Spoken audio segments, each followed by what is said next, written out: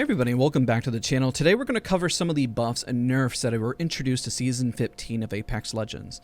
We're going to go through these very quickly, and I will timestamp the changes that have been made within the game. Some of these were covered through the patch notes, just want to cover them live in the live environment today. So let's cover first initially here the Volt. The Volt projectile speed has been nerfed, as well as the bullet drop. It says there's a little more gravity, so there's a little bit more drop, and you can see the bullet trail from a distance. And if you didn't know, there's actually targets that you can shoot all the way from a distance over here. As well as the Mastiff has gotten a little bit of a buff in terms of ammo count. Yes, and I covered this in my short that it is now ground loot, but the downside is that spread is a lot more apparent. You can see there from the spread just how much that it does hit, as well as its damage reduction per pellet was reduced from 14 down to 11.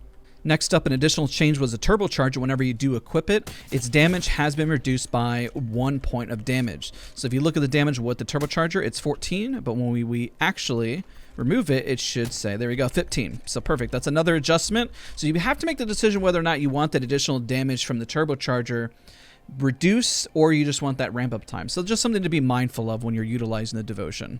Another change that has been made to Apex Legends, the Anvil receiver is back in the game. So we do a headshot that is 69 to the head and 43 to the body. Let's take a look with the R301 with the Anvil receiver as well. That is 56 to the head and 35 to the body. Keep in mind that the test range dummies do not have helmets, so that's something to be just mindful of whenever you're in the test range here. So 35 to the body, 56 to the head. That's for the Anvil receiver. I think the damage was a little different earlier whenever I was hitting them, so I just wanted to make sure that we're getting the damage correct for you guys all there.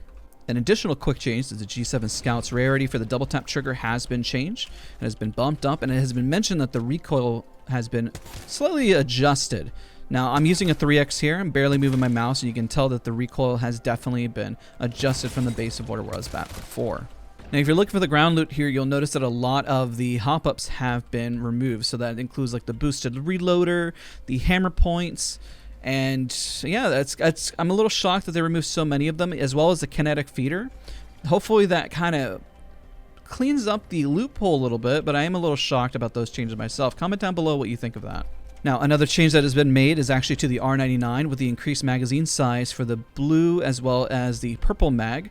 So you'll see on the bottom right there that is being increased from 27 to 28 for the purple mag. So you now can do a little bit more damage with the R99. So it's just something to be mindful of, that you have an additional bullet now in the chamber, and it's definitely going to be helpful for those, especially trying to one mag individuals, especially when you run into a Gibraltar or anybody that has fortification.